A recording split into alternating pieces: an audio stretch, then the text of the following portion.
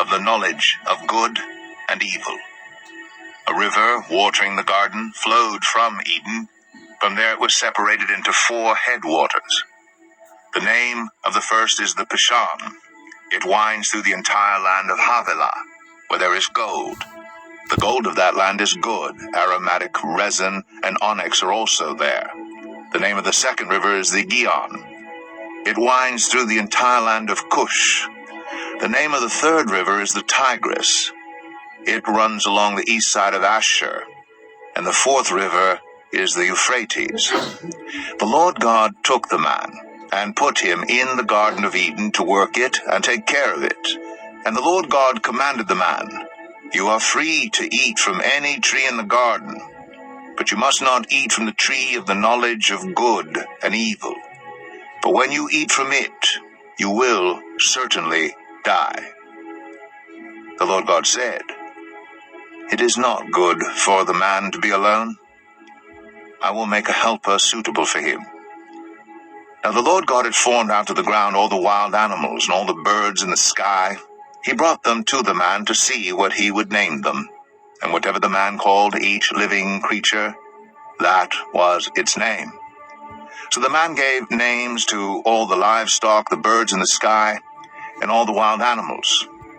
But for Adam no suitable helper was found.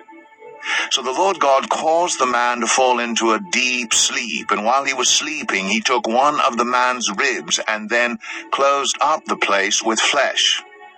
Then the Lord God made a woman from the rib he had taken out of the man, and he brought her to the man. The man said, "This is now bone of my bones and flesh of my flesh. She shall be called woman, for she was taken out of man." That is why a man leaves his father and mother and is united to his wife, and they become one flesh. Adam and his wife were both naked, and they felt no shame.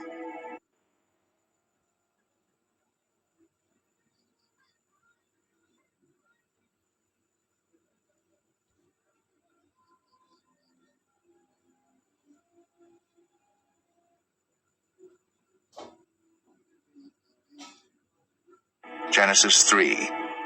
Now the serpent was more crafty than any of the wild animals the Lord God had made. He said to the woman, "Did God really say, 'You must not eat from any tree in the garden'?" The woman said to the serpent, "We may eat fruit from the trees in the garden, but God did say, 'You must not eat fruit from the tree that is in the middle of the garden, and you must not touch it, or you will die.' You will not certainly die." The serpent said to the woman, "For God knows that when you eat from it, your eyes will be opened, and you will be like God, knowing good and evil."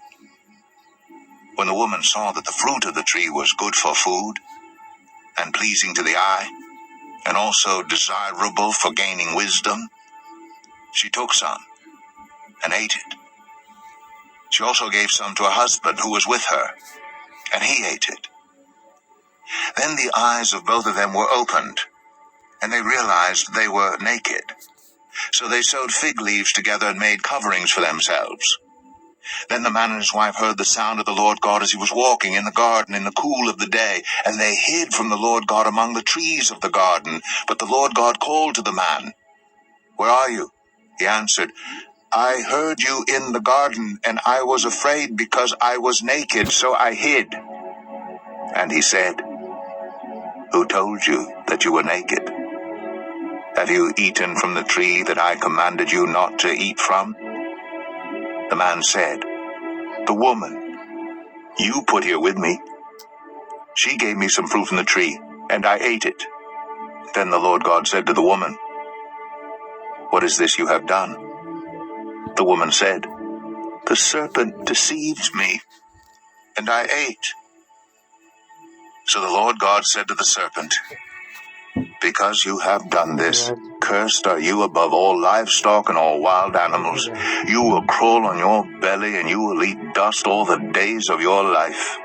And I will put enmity between you and the woman, and between your offspring and hers. He will crush your head, and you will strike his heel." To the woman he said, "I will make your pains in childbearing very severe. With painful labor you will give birth to children. Your desire will be for your husband, and he will rule over you.